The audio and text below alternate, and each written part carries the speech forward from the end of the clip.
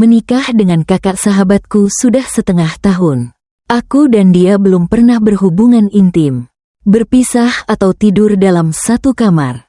Marah, aku menelepon sahabatku. Tidak bisa dilanjutkan lagi. Aku ingin bercerai dari kakakmu. Tak disangka di ujung telepon sahabatku juga menangis. Aku juga tidak bisa melanjutkan lagi. Besok aku dan kakakmu juga akan bercerai. Mendengar kalimat ini dari sahabat dekatku, aku agak terkejut. Apalagi, Bu, hampir lupa. Aku dan sahabatku secara bergiliran menikahi kakaknya. Jika dipikir-pikir lagi tentang keadaan dia, sepertinya bahkan lebih menyedihkan dari aku sedikit.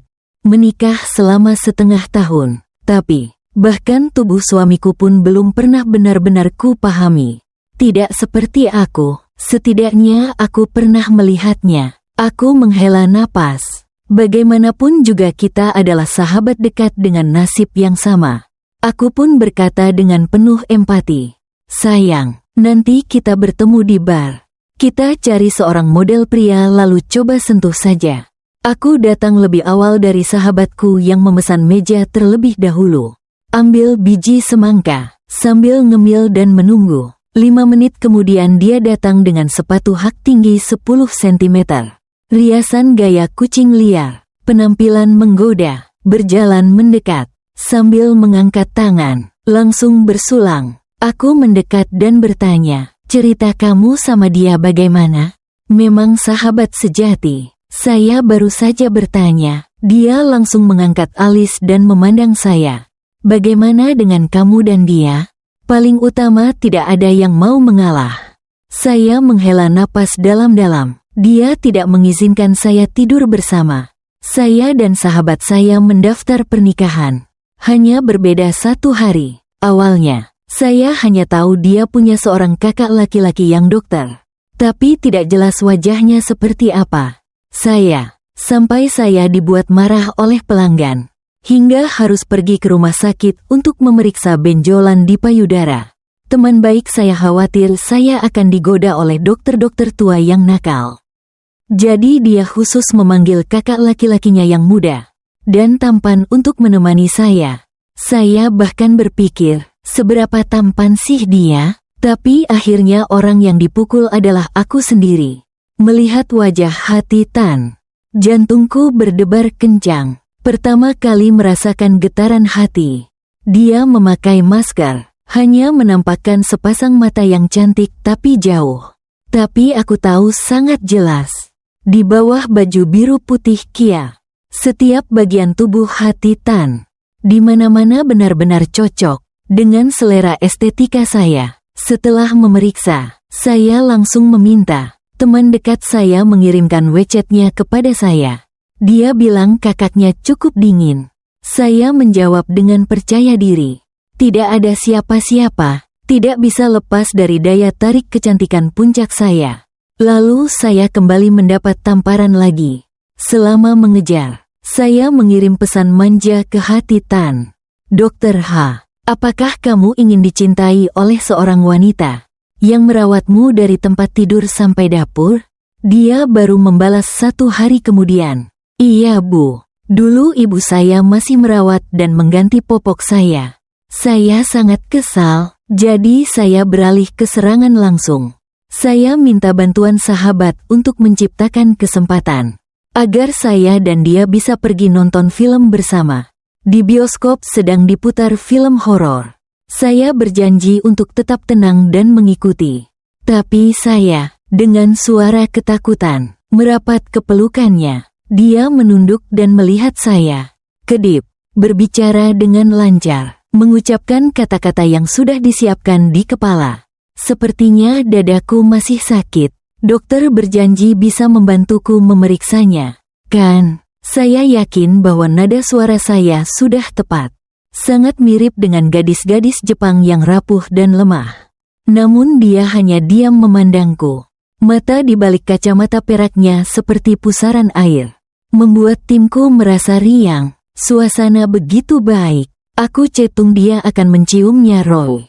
Siapa sangka, saat berikutnya dia malah keras menolakku. Tenggorokannya sedikit tergelincir. Dia cegang tep trung sem pim di. Ne kong pi tin lem. Chau pai mieta biu cham chua toi luk do den nao en hi. Dung la dao mano. Tak disangka aku juga pernah kalah sebanyak ini. Tidak tahan lagi, sungguh tidak tahan lagi, Kak. Kalau bukan karena tidak peka, maka pasti ada masalah di bagian itu. Makan biji semangka juga tidak bisa lagi. Aku langsung membuka tutup botol minuman keras. Memutuskan untuk tidak mabuk dan tidak pulang. Teman baikku, Man juga menangis marah selama 2 jam lalu bersulang denganku. Aku dan kamu juga tidak bisa terus hidup bersama lagi. Sayang sekali wajah tampan itu sia-sia. Mulut itu pasti tumbuh benjolan getah bening. Bisa bikin mati. Kamu ingat gak gaun yang aku beli kemarin? Yang kamu bilang cantik itu. Aku foto dan kirim ke dia lihat. Tapi dia berani bilang, gaun ketat seperti gaun untuk belalang sembah. Dia pernah melihat belalang. Seperti aku yang punya bentuk tubuh bagus belum? Aku tertawa. Haman juga adalah orang yang menyukai pria tampan. Baru bertemu sudah jatuh cinta pada kakakku. Jadi kami berdua menggunakan trik raja yang kuat untuk memadukan pasangan. Dengan kuat memaksa pernikahan. Aku pikir setelah menikah akan manis dan romantis. Siapa sangka malah lebih membosankan daripada kehidupan Niko. Iya. Dan aku tidak bisa mengerti sama sekali. Kakakmu jadi pengacara. Kasus yang perlu dia tangani bisa sebanyak apa sih? Setiap hari dia mengurung diri di ruang kerjanya. Kamu tahu tidak? Aku bahkan tidak bisa bertemu orangnya untuk berbicara. Kami biasanya berbicara satu sama lain lewat WeChat. Aku curiga dia sudah punya orang lain di luar sana. Suara Haman semakin keras. Aku menatap minuman di gelas. Sandra mengangguk setuju. Aku juga curiga kakakmu punya orang lain. Aku mengenakan gaun tidur tipis. Tang, berjalan mondar-mandir di depan dia. Tapi dia masih bisa menahannya. Ya, dia datang dan mendorong aku jatuh. Dan sebelumnya juga, aku tanya dia suka bau serigala apa. Dia malah serius jawab tidak perlu buru-buru. Jujur saja. Pria yang tidak punya hasrat pada wanita. 9 dari 10 biasanya tidak tertarik. Aku kesal banget, sudah menikah tapi belum juga dapat dagingnya. 2 pria sialan. Haman marah dan menepuk bahuku. Cerai besok, aku cerai lusa kamu cerai. Kita akan membawa harta mereka berdua lalu menikmati hidup. Lalu pergi menikmati hidup. Aku juga punya niat itu. Aku dan Haman adalah tipe orang yang berkata dan melakukan. Besoknya kami pulang mengambil buku keluarga. Karena dia bercerai sebelumnya, jadi saya ikut dia pulang ke rumahnya. Janji, villa itu terletak di Lemni. Saat kami tiba, juga tidak memberitahu Ai. Saya pikir hanya ada pembantu di rumah. Tapi ternyata melihat sekelompok wanita terhormat sedang bermain mahjong. Keduanya terkejut. Saya mendekat ke Tai dan bertanya pelan. Bukankah kamu bilang ibu kamu pergi berlibur? Lalu bagaimana? Dia juga merasa gelisah. Kemarin ibu aku bahkan posting di daftar teman. Kalau dia ketahuan oleh ibu. Bagaimana? Kamu diam-diam cari tahu di mana letak buku kartu keluarga. Tidak tahu. Dia yakin sekali. Ibu berjanji akan memperhatikan kita. 2 mata bersinar penuh kegembiraan bertanya, kenapa aku datang ke sini? Dalam hati, Haman cangteng banget. Dia menjawab seadanya, lalu buru-buru menarikku masuk lift. Tapi 6 mencari-cari buku catatan itu tapi tidak ketemu. Aku duduk di sofa, tidak tenang juga. Ben bangkit mencari bantu dia. Saat ini, hati Tan mengirim pesan teks. Dengar ibu bilang kamu baru saja pulang. Aku berpikir sebentar. Mengirim stiker, dari Lala. Janji ya, main dengan senang hati. Setelah kerja aku akan menjemputmu. Aku sudah ingatkan bibimu. Fuong sudah memasak iga tumis asam manis yang kamu suka. Aku menatap pesan ini cukup lama. Ada apa ini? Hari ini suasana hati-hati Tan sangat baik kenapa? Tapi tadi malam jelas dia menolak aku. Memikirkan itu aku jadi kesal. Tadi malam aku dan Haman minum. Sampai mabuk sampai tidak tahu apa-apa. Dia dan kakakku sama-sama datang menjemput. Masing-masing memeluk satu orang. Haman sangat ribut dan berisik. Sedangkan aku patuh seperti anak ayam. Awalnya aku bahkan berencana menyebutkan tentang perceraian. Tapi di jalan pulang aku malah tertidur. Ketika aku terbangun lagi, aku berjanji bahwa Tan sedang membantu aku menghapus riasan. Di wajahku, dia benar-benar menjadi nilai plus besar bagiku. Saat itu aku sudah setengah mabuk. Tangan ramping dan putihnya membuatku terpesona. Aku langsung menggenggam dan meletakkannya di dadaku. Mendengkur, mengulang permainan lama. Dokter berjanji, melihatmu membuat jantungku berdebar kencang. Bisakah kau membelai sedikit untukku? Sambil bergumam, aku bersandar di pelukannya. Dia berjanji, menarik napas dalam-dalam dan menyuruhku untuk tetap tenang. Akan selesai dengan cepat saja. Saat berbicara, napas hangatnya meniup ke telinga saya, membuat seluruh hati saya menjadi kebas. Lalu saya mulai melepas pakaian. Jaket luar ditarik ke bawah. Di dalam saya hanya mengenakan gaun spaghetti. Bahunya yang putih bersih tampak sangat jelas. Tetesan air yang belum dihapus di sepanjang tulang selangka membasahi kain tipis. Saya tidak mengenali, hanya merasa cukup nyaman. Tatapan sayu melihat ke arah hati Tan. Dokter H, kita belum berhubungan intim, kan? Jarak antara saya dan dia sangat dekat. Samar-samar sampai bisa membuat nasi menjadi nasi matang. Hati Tan duduk di bawah karpet.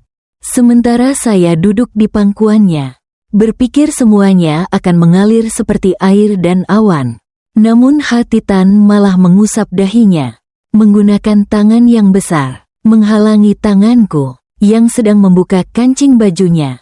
Miring, kamu sudah mabuk, berbaringlah dengan tenang. Aku akan pergi memasak sup untuk mengurangi mabukmu. Ya, aku langsung tertegun, sama sekali tidak menyadari kelembutan dalam nada suara dia. Hanya tahu bahwa mata yang dalam seperti danau itu tidak sama sekali muncul hasrat apapun. Hati Tan benar-benar tidak ada perasaan apa-apa terhadapku.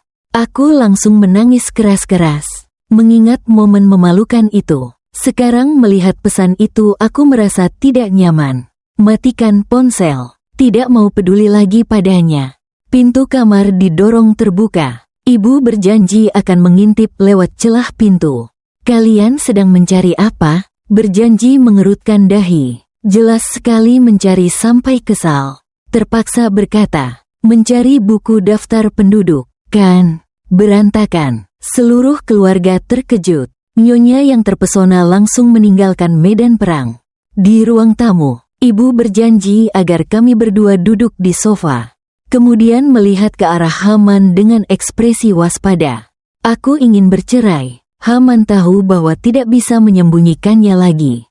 Lalu dengan tegas mengangguk, aku ingin bercerai, karena pernikahan ini sudah tidak ada artinya lagi.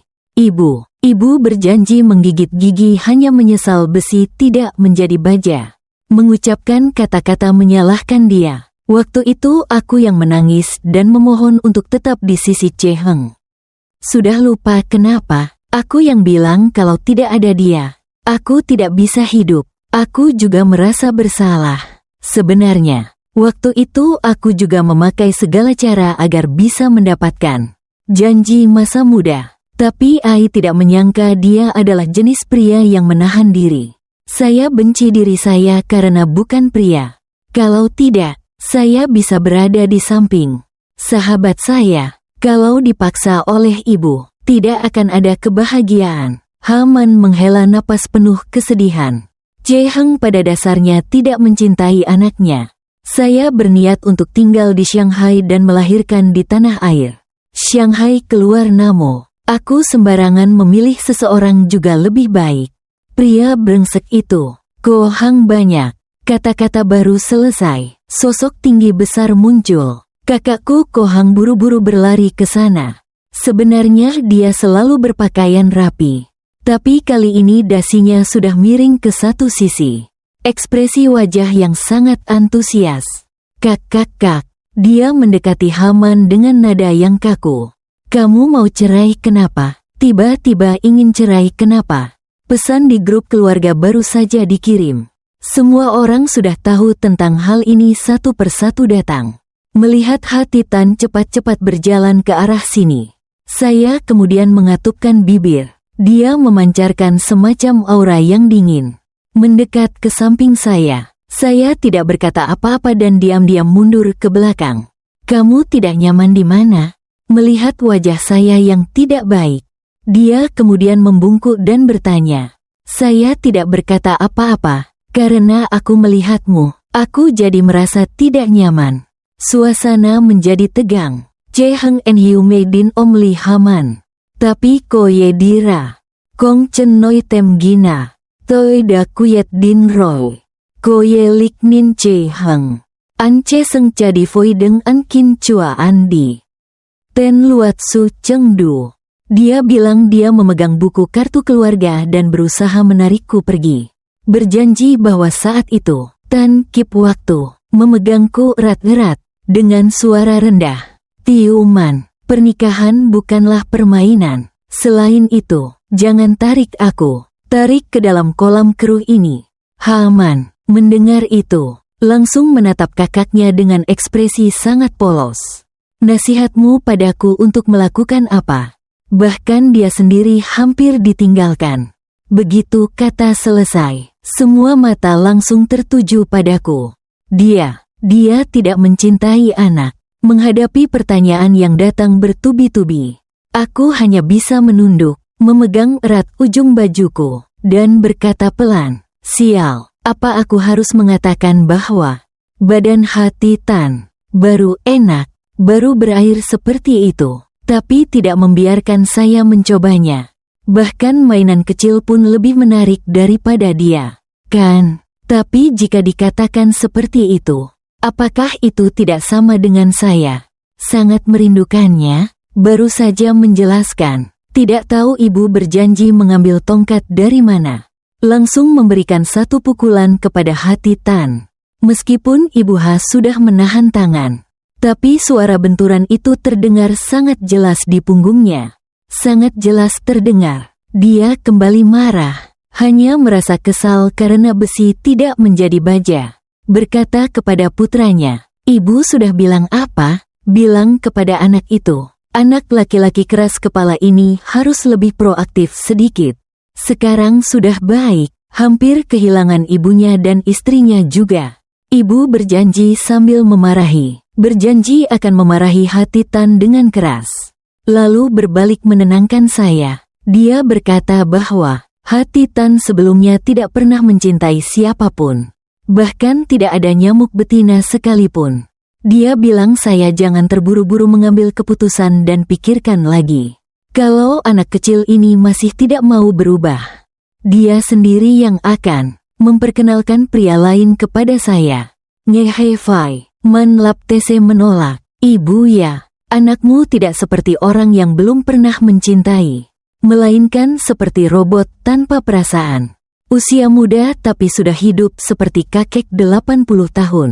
Tentunya, ayo ikuti. Dia harus menanggung begitu banyak kehangatan. Ini tidak bisa diabaikan begitu saja, kan? Saya diam-diam mengacungkan jempol kepada sahabat saya. Berjanji, masa muda menekan bibir tipis. Di wajah yang acuh tak acuh, tanpa keinginan, tanpa tuntutan, jarang muncul rasa bersalah. Dia hendak memegang tanganku dan mengatakan sesuatu. Tapi aku langsung menghindar. Pegang apa sih? Pegang ini harus bayar tambahan loh. Suasana di ruangan kembali menjadi sunyi. Cheheng tak tahan lalu batuk pelan. Aku melirik dia sebentar. Kakak laki-laki, bukan aku yang bilang sih. Kalau bahkan Man-Man juga tidak butuh kamu lagi, maka kamu harus pikirkan lagi tentang dirimu sendiri. Dengan cara bicara tajam seperti itu, bahkan anjing yang lewat juga ditendang olehmu 2 kali. Menjomblo seumur hidup juga bukan hal yang aneh. Kali ini giliran Haman diam-diam mengacungkan jempol padaku. Ibu Ha memeluk dada sambil menghela napas. Masa muda ya, sulit sekali Ngin mau memperhatikanmu. Seharusnya memang kamu harus menyalakan dupa untuk berterima kasih kepada leluhur dan kakek nenekmu. Tapi saat sudah memilikinya, kamu malah berlaku kasar terhadap hak-hak Nufai. Benar-benar kuadang lemdi. Mitoi chung mang cheheng kuadin toi motran. So mot tieng, ha, ti tan fa cheheng. Fen ngoan deng yen ciu mang. Dan decua dan ongko teh noila. Hancur tak bersisa sedikit pun. Saya kira mereka berdua akan menyerah. Siapa sangka mereka sepakat bahwa cerai juga harus ada waktu 30 hari untuk berpikir ulang. Hati Tan dan Cheheng sama-sama mengeluarkan kartu. Mohon beri mereka waktu 1 bulan untuk memperbaiki kesalahan mereka. Hati Tan mendorong kacamata peraknya, melangkah di depan saya, berbicara serius. Kamu Ngin ya, belakangan ini karena pekerjaanmu yang terlalu sibuk, jadi tidak punya waktu untuk memperhatikan saya. Semua itu salah saya. Kamu tenang saja, bulan ini saya pasti akan memperbaiki diri. Nanti saya akan merawat kamu dengan baik. Tas handmade, kain natur snow yang aku suka segera akan dikirim. Sementara kartu ini, silakan ambil saja. Beberapa hari lagi untuk menghadiri acara perhiasan mewah dari Bulgari. Silakan gunakan dengan bebas. Aku tertegun dan belum sempat bereaksi terhadap kata-kata manis, tanpa celah sedikit pun dari hati Tan. Kakak saya juga tidak mau kalah. Merapikan dasi lalu menatap ke arah Haman. Man, aku mengakui dulu aku agak punya penyakit profesi. Terbiasa mengucapkan kata-kata pedas padamu. Tapi itu bukan kata-kata yang sebenarnya. Semua itu pikir satu hal tapi ucapkan hal lain. Dengan kartu ini, kamu pegang saja. Anggap saja itu uang saku. Bukankah? Kamu baru saja mengunggah di media sosial ingin membeli sebuah piano. Piano Steinway Sao. Aku akan mengatur semuanya dengan baik. Asal kamu mereda marah. Setelah itu dua pria melihat kami dengan tatapan yang sangat penuh kasih. Seperti telah mengerahkan seluruh ketulusan seumur hidup. Pada saat ini, masalah cerai, kami sama sekali tidak kuyet din 0D. 2 kartu bank yang berkilauan penuh pesona diletakkan di depan mata kami. Saya dan Haman saling menatap. Keduanya melihat cahaya kuning bersinar terang di mata satu sama lain. Semua orang sedang menunggu reaksi kami. Di dalam hati saya tidak bisa tenang, tapi tidak bisa membiarkan diri kalah seperti ini. Pikiran saya segera berputar. Saya cepat-cepat mengambil kartu dari kakak saya. Kamu pikir Man kurang sedikit uang ganti rugi ini Sao? Haman langsung mengerti maksudnya. Juga cepat mengambil kartu dari kakaknya. Jumlah uang ini bahkan tidak cukup untuk ngemil ringan lagi. Sudah kukatakan, begitu aku memegang kartu itu, takut mereka berdua berubah pikiran dan mau mengambil kembali. Kami langsung bergandengan tangan dan berjalan cepat keluar. Langkah serempak. Setelah 2 langkah berbalik badan, tampak jelas posisi pendirian kami. Kami bukan tipe orang yang bisa dibeli. Hanya dengan beberapa koin kecil saja. Malam larut di villa pribadi saya. Saya dan Haman saling bertukar kartu bank. Lalu diam-diam saling menatap selama 2 detik. Akhirnya tidak bisa menahan diri dan tertawa terbahak-bahak. Saya tidak menyangka, kakakmu cukup kaya juga ya. Saya juga tidak menyangka, kakakmu punya sedikit kemampuan juga. Di balkon terbuka, kami berdua nyaman meringkuk di sofa, menuangkan anggur lalu bersulang, sambil menonton film dan menikmati hidup yang santai dan bebas. Setelah menonton sejenak, Haman tiba-tiba menengok dan bertanya, "Tapi, berapa banyak uang kompensasi yang mereka berikan padamu?" Kamu dulu yang bilang." Dia berpura-pura terpaksa bangkit dari sofa. Lalu kembali dengan sebuah kotak beludru di tangan. Buka. Di dalamnya ada gelang giok bening. Berkilau seperti sinar bulan. Ibumu sudah minta pelayan mengirimkannya untukku. Tidak bisa disangkal ibumu memang sangat pandai memilih. Lain kali aku juga akan carikan satu untukmu. Lalu ibuku memberi kompensasi apa untukmu? Saya mengeluarkan ponsel untuk menunjukkan pesan itu kepadanya. Ibu kamu bilang akan mengadakan untuk saya sebuah pameran mode. Setelah mengatakan itu, saya tiba-tiba menyadari ada yang salah. Lalu saya memperbaiki ucapannya. Apa maksudnya ibu kamu? Ibu saya di sini bukan ibu kita, kan? Haman tampak terkejut, lalu langsung mengangguk dan berkata iya benar-benar. Telepon berdering. Itu pesan dari hati Tan. Dia jarang bertanya apakah aku sudah makan. Katanya dia sudah membuat iga tumis asam manis. Yang paling aku suka, di foto juga ada meja makan di seberang. Kosong sama sekali, tidak ada siapa-siapa. Hanya ada irisan tulang rusuk berwarna merah cerah. Ditutup lapisan saus kental. Melihat dari layar saja sudah tahu rasanya pasti sangat enak. Saya menatap sebentar, lalu dengan tegas mengalihkan pandangan yang penuh nafsu.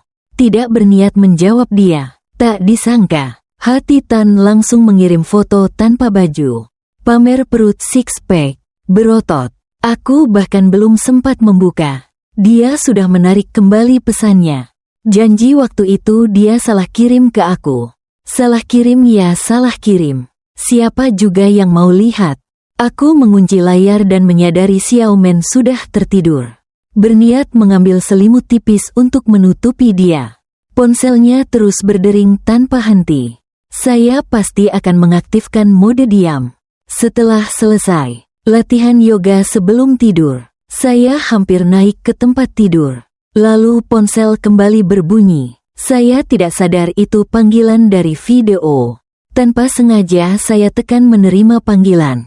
Hingga saya melihat pemandangan musim suan sudah memenuhi pandangan. Cahaya di dalam ruangan remang-remang. Kucing kecil saya, Pipi, sedang dengan lembut menginjak dada telanjang hati Tan. Dengan patuh mengeong kepada saya. Hanya saja mata saya tidak bisa menahan diri untuk tidak melirik. Perut yang kekar, lalu kelekuk otot dada yang penuh itu. Saya tertegun. Janji saat ini adalah ingin menggoda saya Sao. Dalam video BB seperti mengenali saya sedang menikmati. Sangat tepat waktu melompat dari tubuhnya. Dan secara tidak sengaja menarik selimut sutra abu-abu. Hanya menutupi bagian pinggang. Jadi sempurna untuk memperlihatkan garis otot perut dan garis tubuh. Dari orang itu, saya merasa saya akan mimisan segera Juga tidak berbeda dari hari kemarin saat tak sengaja melihat dia mandi. Hanya menyesal belum sempat melihat bagian bawahnya. Jantung saya mulai berdebar keras. Saya terus menatap lama sekali. Tiba-tiba Tan Tot menatap ke arah saya. Suara yang terdengar penuh dengan senyum. Ngieng-ngieng. Ah, aku merasa mata kita bertemu. Aku merasa gugup. Matamu membesar dan terbata-bata mengatakan Ai. Ai yang mau lihat kamu sih. Dasar tak tahu malu. Baiklah semua salahmu. Dia tertawa dengan tatapan sangat lembut. Kamu sudah lihat foto yang aku kirim belum? Bebe makan sedikit sekali. Itu foto yang dia kirim beberapa jam lalu. Mengambil gambar Bebe sedang makan nasi. Janji waktu Tan masih pesan di WeChat. Aku tidak ada di sini. Dia makan sangat sedikit, mungkin karena merindukanku. Dalam foto, Bibi terlihat sangat menyedihkan, melihatku dengan mata yang berkilau. Oh, ternyata dia hanya peduli pada Bibi. Orang yang tidak tahu, masih mengira bahwa Tan sedang merindukanku. Aku pun memenuhi kata-kata tersiratnya. Tidak apa-apa, beberapa hari lagi aku akan menjemput Bibi pulang. Janji diam sebentar. Aku baru saja hendak menutup telepon. Tiba-tiba dia berbicara dengan suara rendah. Agak canggung lalu bertanya satu hal. Kalau kamu bagaimana? Telepon hampir habis baterai. Baru cari charger. Aku hanya bertanya sembarangan tentang apa yang dia katakan. Dia diam saja. Hari-hari berikutnya, janji bahwa Totan akan mengubah gaya sepenuhnya. terus mencari sensasi keberadaan di tempatku. Aku sendiri tidak peduli. Setelah menghadiri acara perhiasan mewah, aku mulai sibuk memilih model untuk pertunjukan mode. Pengiriman hari kedua, tepat saat kakak saya juga mengirim pesan, menanyakan kabar tentang Tioman. Saya bertanya dengan 100.000 dong. Dia langsung transfer uang. Ayah, saya mau tanya apa nih? Bu Hang, akhir-akhir ini Tioman lagi apa saja? Dia tidak membalas pesanmu. Oh, Tioman ya. Belakangan ini di stasiun TV sedang melatih peserta pelatihan. Dia dan seorang pemuda sedang sangat akrab. Memang masih anak-anak muda yang manis. Bisa menghibur. Tioman bahagia sampai lupa segalanya. Bohong saja setiap kali pulang ke rumah. Dia selalu mengeluh magang ini terlalu kekanak-kanakan. Benar-benar tidak bisa berkembang sendiri. Berubah menjadi cinta persaudaraan. Sepertinya Cheheng merasa tertekan. Diam sejenak lalu melanjutkan bertanya. Apakah dia kekurangan sesuatu? Kau belikan untuk dia. Saya beli apa sih? Nggak usah ribet, langsung transfer saja. Dia malah diam. Tepat saat itu, Tioman menelepon. Saya sudah tidak ada pikiran untuk memikirkan kakak lagi. Di ruang teh, Tioman tertawa terbahak-bahak di telepon. Nin, tebak apa yang baru saja terjadi? Tadi kakakku video call nanya tentang. Itu adalah pertunjukan mode kamu. Aku bilang sangat bagus. Ada 2 model pria dengan postur sempurna. Setiap hari makan nasi bersama kamu. Hidup sangat menyenangkan. Kamu tidak tahu. Wajah penuh harapan dia langsung runtuh. Aku belum pernah melihat ekspresi sembelit dia seperti itu. Sangat segar dan menyenangkan. Ternyata kita adalah saudara baik. Kami berdua sangat kompak, melancarkan setiap serangan satu persatu. Saya juga menceritakan padanya tentang kakak laki-laki saya, yang baru saja bertanya kepada saya. Tapi sangat cepat setelah itu, Xiao Man berhenti tertawa. Setelah berhenti selama 2 detik, dia tiba-tiba tersenyum dingin. Benar, seperti itulah, bikin dia marah sampai mati. Iya, benar-benar perasaan ini. Saya rasa mungkin lama sekali adik saya akan diampuni. Tapi saya tidak bisa menyerah. Bagaimanapun, kami berdua sudah bertaruh satu sama lain. Saya memang orang yang sangat memegang janji. Hanya saja sayangnya, ibu saya bilang saya harus membawa janji waktu muda pulang ke rumah untuk makan. Malam itu hampir saja kami melewati batas. Di luar masih hujan, cuaca agak sejuk. Aku baru selesai mandi tapi merasa panas seluruh tubuh. Hati Tancung baru selesai mandi. Hanya membalut handuk setengah. Tetesan air dari rambutnya menetes ke tulang selangka, lalu mengalir langsung ke garis perut. Aku merasa tertarik pada pria tampan sekaligus tubuhnya yang sempurna. Tatapanku seperti lem yang menempel erat pada tubuhnya. Kak, kenapa kamu begitu? Kucing kecil pipi yang dulu pernah berjanji akan dibawa pulang saat masih kecil sedang berbaring di pangkuannya. Matanya bulat besar berkedip-kedip menatapku. Saat berjanji, Tio sering mengelus kepala kucing itu, membuatnya merasa nyaman dan mengerjap-ngerjap. Aku merasa kesal dalam hati melihat pemandangan ini. Langsung tanpa sadar aku mengucapkan satu kalimat. Siapa yang jadi istrimu? Kenapa kamu peluk dia? Memelukmu. Sepertinya aku bicara terlalu keras. Janji waktu itu terdiam. Bebe mengeong. Satu suara ketakutan melompat dari pelukannya. Hujan jatuh tetes demi tetes di ambang jendela, menggumpal menjadi rantai tetesan air yang jatuh. Aku tiba-tiba menyadari kata-kataku. Wajah memerah. Buru-buru masuk ke kamar tidur. Panas banget. Aku nyalakan AC buat tidur di sini. Awalnya aku mau biarkan hati Tan tidur di ruang tamu, tapi otak terlalu pusing. Lupa sama sekali soal menutup pintu. Jadi dia menyelinap masuk ke kamar. Dia bahkan dengan mudah berbaring di tempat tidur dan memelukku. Aku berjuang, tapi dia sudah memegang erat kedua tanganku. Suara janji masa lalu terdengar penuh kehangatan dan sedikit kekesalan yang aneh. Alamiah, ya, aku bilang akan memberi dia waktu untuk memperbaiki diri. Tapi dia belum menemukan kesempatan untuk berbicara dengan aku. Setiap hari dia kirim pesan. Aku juga tidak membalas. Aku benar-benar bingung. Aku mengakui selama setengah tahun terakhir aku agak lalai padamu. Rumah sakit sangat sibuk. Tapi aku selalu berusaha mencari cara untuk menebusmu. Serius, awalnya, aku berniat menggunakan semua hari cuti dari setengah tahun ke depan untuk membawamu jalan-jalan. Tapi ternyata kau tidak membutuhkanku lagi. Dia menempelkan wajahnya di bahuku. Napasnya yang panas menyentuh leherku, membuatku merasa seolah akan terbakar. Kamu pergi jauh, panas sekali. Saat itu Bebe datang menggosokkan tubuhnya di kakiku. Berjanji saat kamu tidak ada di sini. Bebe sangat merindukanmu. Waktu kamu tidak ada di sini. Bebe sangat merindukanmu. Aku juga sangat merindukanmu. Bibi dengan patuh mengulurkan kepala dan menggosok pipiku. Aku menatap wajah tampan dengan dingin milik hati Tan. Pikiran kosong. Tunggu dulu. Perlu mengaktifkan ulang otak. Baiklah, sudah diaktifkan ulang. Lalu di bawah tatapan penuh harap darinya, aku menatap balik pandangan dingin hati Tan. Tertawa sungguh tidak ingat seberapa besar aku merindukanmu. Buka celanamu biar aku lihat.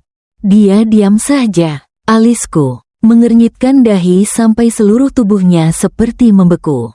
AC sepertinya tidak bisa meredakan panas di dalam hatiku. Aku dengan tegas menendang kakimu keluar. Masa muda benar-benar tidak tahu. Atau berpura-pura tidak tahu. Ia tahu. Tahu apa? Tapi tidak mau membuka diri. Perasaan hanya sekadar berakting. Saya tanya langsung, apakah kamu pernah suka padaku? Selama ini saya seperti bodoh di belakangmu. Memberikan nilai emosional. Aku teringat hari kami baru mendaftar pernikahan. Aku pernah berpikir bahwa kami berdua saling mencintai. Dalam foto itu dia tersenyum sangat cerah. Di bawah sinar matahari yang terang. Aku kira masa depan juga akan cerah seperti itu. Aku cinta kamu. Aku cinta kamu, sayang. Dia memelukku erat sekali. Aroma yang familiar dari sabun mandi bercampur menjadi satu. Membuatku tak bisa menahan diri. Oh. Semua penindasan dalam hati tiba-tiba meledak. Aku marah dan mendorongnya pergi. Kalau begitu kenapa kamu tidak menyentuhku saja? Kita kan suami istri. Tapi rasanya seperti aku ini bayi. Ingin tidur dengan suamiku tapi harus mandi dulu dengan bersih. Memilih hari baik bulan baik. Oh, tapi itu belum cukup. Karena setiap kali aku ingin dekat, dia selalu menolakku. Semakin aku bicara, air mata semakin mengalir. Jelas setelah kali mabuk itu, aku telah memutuskan tidak akan menangis karena cinta lagi. Hanya menangis karena uang saja. Tapi sekarang, karena nama pria sialan ini aku sampai menangis. Keluarlah, aku tidak mau melihatmu. Aku membelakangi dengan kesal dan membuka kancing baju tidur. Akhirnya di masa muda aku menyadari ada sesuatu yang aneh pada diriku. Malam ini kamu minum sup ayam yang ibu buat ya? Aku tidak tahu enak atau tidak. Kalau enak aku minum saja. Dia meletakkan tangannya di dahiku untuk mengukur suhu. Suara yang khawatir tapi juga agak ragu-ragu. Miring-miring. Kamu mau ke rumah sakit atau aku yang antar? Meskipun mulut bilang begitu, tapi jarinya diam-diam merayap ke kerah bajuku. Mataku yang penuh air lupa berkedip. Air mata terus jatuh. Entah akhirnya, aku dan hati Tan berjuang bersama seperti ini. Aku hanya tahu diriku seperti melayang di awan. Tangan ramping hati Tan ternyata sudah terbiasa memegang pisau bedah. Dengan mudah mengaduk aliran panas dalam diriku menjadi serpihan. Dulu aku sering menggoda dia. Selain memegang pisau, tangan ini bisa melakukan apa lagi? Tak disangka, secepat itu sudah mendapatkan jawaban.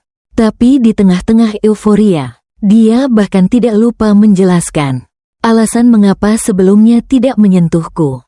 Man bilang dia tidak suka anak kecil. Tapi Bapak Serigala tidak selalu benar-benar aman. Jadi sejak awal dia sudah berencana melakukan vasektomi permanen. Sampai 2 bulan yang lalu, aku baru bisa meluangkan sedikit waktu. Begitu sampai di sini, dia semakin tidak puas dan menambah tekanan. Aku baru saja mau bilang padamu, kamu sudah minta cerai. Tidak memberi aku kesempatan untuk membuat kejutan. Kalau kamu bilang lebih awal bahwa kamu ingin aku mencintaimu, maka aku sudah mencintaimu seperti malam ini. Sangat mencintaimu. Kabel berikutnya, aku menutup mata, cepat-cepat meraih tangan. Dia mulai gelisah. Kamu gila, kenapa? Tenang saja, aku tahan kok. Kakakmu memang bermasalah. Aku menahan sakit, mengetik pesan untuk Haman. Dari sana, pesan suara cepat diterima kembali. Suaranya agak serak juga. Aku juga merasa kakakmu punya masalah. Baru saja mendengar pintu kamar didorong keluar. Hati Tan memegang surat keterangan telah menjalani operasi vasektomi. Di depan saya, wajahnya yang suram telah hilang. Ekspresinya terlihat sangat puas. Wajahnya tampak sangat bahagia. Setelah merasa lega, dia sangat merasa puas. Kesalahpahaman telah diselesaikan. Jadi, apakah kamu bisa memaafkanku? Saya tiba-tiba teringat tentang taruhan dengan Haman. Jika saya memaafkan terlebih dahulu, maka saya akan kalah. Saya ragu dan tidak tahu harus menjawab apa. Hati Tan memeluk saya, menunduk dan memberikan saya sebuah ciuman. Ciuman yang terasa manis dan lembut seperti buah persik, membuat seluruh tubuhku menjadi kebas.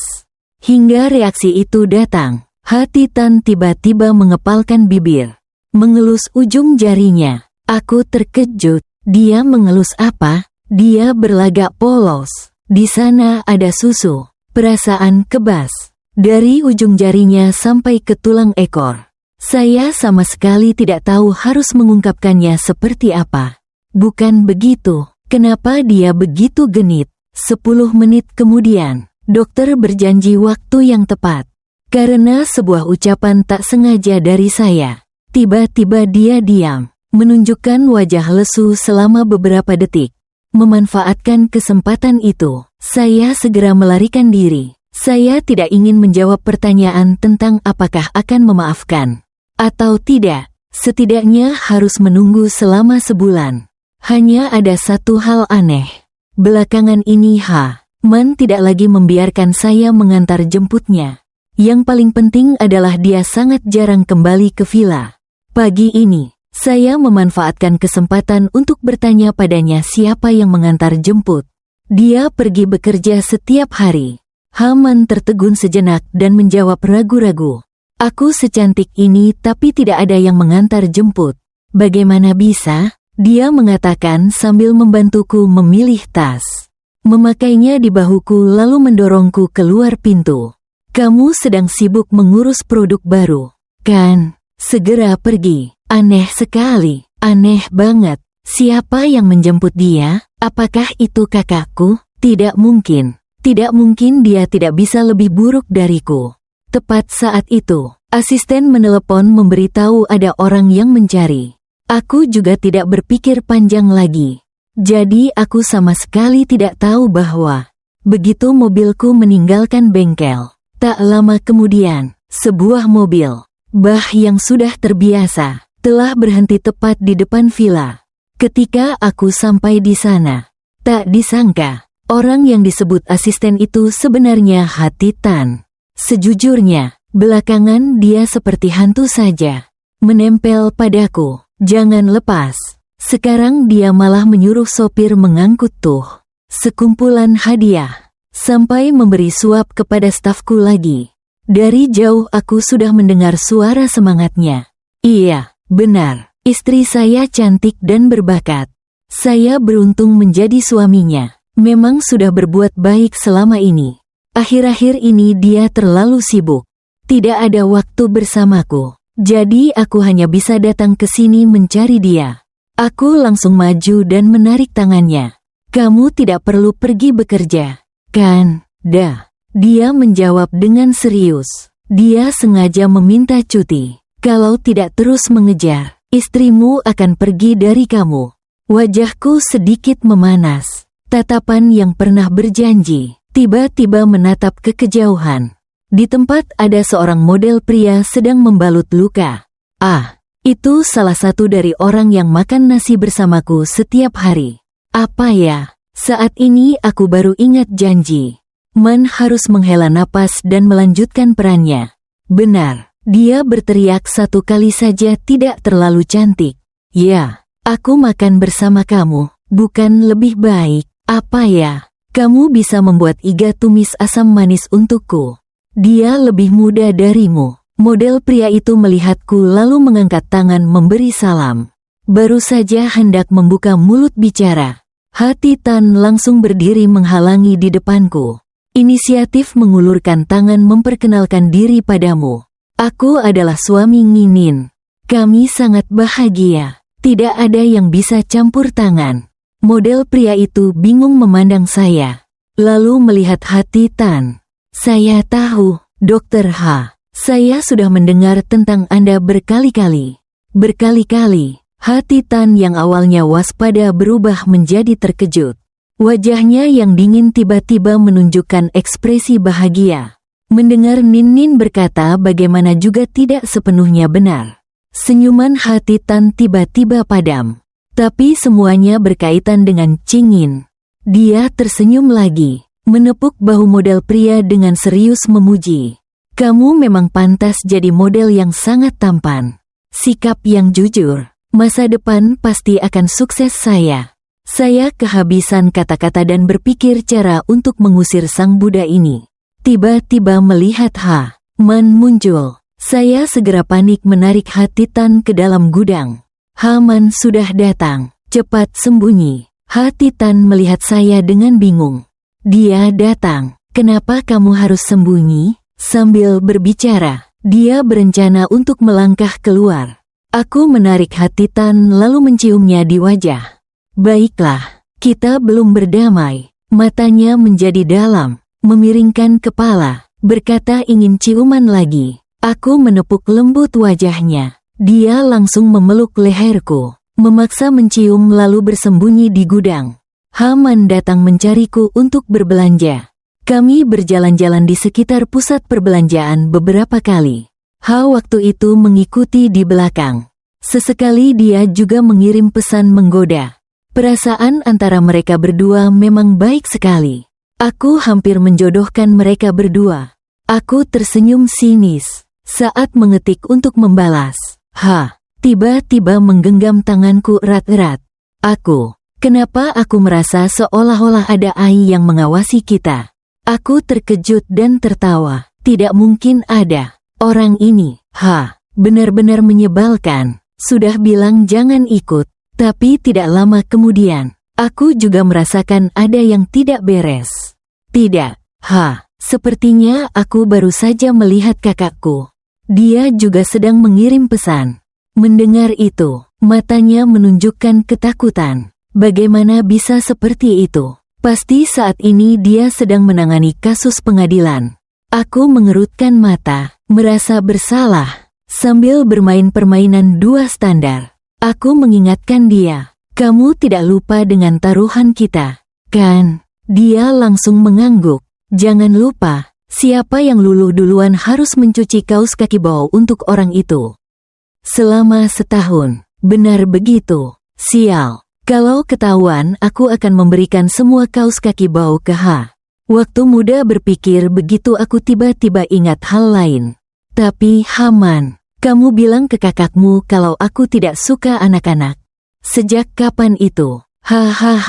Man mengangkat kepala, berpikir sejenak lalu menjawab. Aku bilang kapan ya? Oh, aku ingat sekarang. Waktu kuliah, kita sering menonton banyak video di internet. Banget. Saat itu kita semua menentang ide punya anak. Tapi aku hanya bicara sembarangan saja kok. Dia bisa mengingat sampai sekarang. Kan, ngomong sampai sini, Matanya bersinar seperti baru saja menemukan sebuah rahasia besar. Yang mengejutkan. Tunggu, bukankah dia sudah memperhatikanmu sejak saat itu? Benar, saat kuliah. Kamu setiap hari datang ke rumahku bermain, kan? Benarkah? Pertanyaan ini terus berputar di kepalaku sangat lama. Sampai pertunjukan mode selesai, aku baru punya waktu untuk menarik hati Tan. Orang yang datang menonton pertunjukan. Ke ruang rias di belakang panggung. Aku menghentikannya dan segera minta dia jujur. Sejak kapan kamu menyukaiku? Dia langsung menjawab tanpa berpikir. Mungkin saat aku bilang ke Man-Man kalau sudah suka padamu. Ya sudah, langsung saja. Aku berkedip, butuh waktu sebentar untuk mengerti apa yang dia maksud. Kamu memang penipu. Dia menggenggam tanganku dan menciumnya dengan lembut. Aku hanya bercanda. Sebenarnya sejak saya kuliah, dia sudah memperhatikan saya. Tapi saat itu dia harus pergi ke luar negeri. Tidak ada kesempatan untuk bertemu. Tidak menyangka setelah kembali ke tanah air, saya bertemu lagi dengannya. Kamu pikir bagaimana dia bisa setuju untuk menikah dengan saya secepat itu? Saya ingat kembali sikapnya yang dingin, sombong saat saya baru mulai mengejarnya. Langsung kesal. Jadi gimana? Awalnya kamu pura-pura jadi orang dingin buat apa sih? Aku cuma gugup. Kamu nggak sadar ya? Sadar nggak sih kepala dia? Aku marah sambil mengembungkan pipi. Mau ngomel janji waktu itu tapi malah kena. Dia cepat-cepat pegang dagu dan menunduk untuk mencium. Lidah fleksibel Kia menyusup ke dalam rongga mulutku. Menggoda langit-langit lembut sambil mencium bibir bawah. Membuatku menjadi kebas. Kedua kakiku lemas. Aku tidak tahu berapa lama kami berciuman. Sampai aku hampir kehabisan napas. Ingin mendorong dia pergi. Lalu tiba-tiba terdengar beberapa suara yang sangat familiar di sekitar. Aku membelalak dan memberi isyarat pada hati Tan. Dia bereaksi sangat cepat. Dengan suara gesekan, dia menarik tirai dan kemudian kami langsung bertemu dengan kakakku dan Man-Man. Aku lemas bersandar pada pelukan hati Tan. Dan Man-Man, orang yang pernah bersikeras menyatakan bahwa dia tidak akan memaafkan apapun. Bahkan untuk kakakku, saat ini juga sedang berbaring dalam pelukan kakakku. Tatapan sayu, napas teratur. Aku benar-benar merasa lega. Langit runtuh pun aku tak peduli. Pria brengsek itu sangat tahu cara bersikap. Mereka secara serempak meninggalkan ruangan. Hanya tinggal aku dan Man-Man yang saling berhadapan. Secara logika, aku seharusnya merasa bersalah terlebih dahulu. Tapi, siapa bilang teman baikku malah tampil lebih buruk dariku? Jadi aku dengan lembut menghela napas dan bertanya serius. Ini dari kapan? Dia pun ragu-ragu berkata. Tiba-tiba merasa bahwa kakakmu juga NDT 0. Dia berubah sangat banyak, tidak lagi menyakiti hatiku, hanya mengucapkan kata-kata manis saja. Setelah itu dia terus berbicara. Dia memanggilku sayang, dan menghamburkan uang tanpa ragu.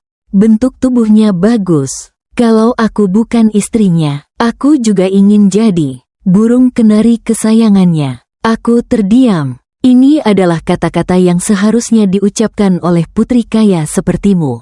Sao, tapi aku tidak peduli dengan hal-hal itu. Putuskan untuk bertindak dulu. Aku sudah menangkapmu di tempat kejadian. Kamu harus mencuci kaos kaki untukku. Dan piano itu juga harus dipindahkan ke rumahku.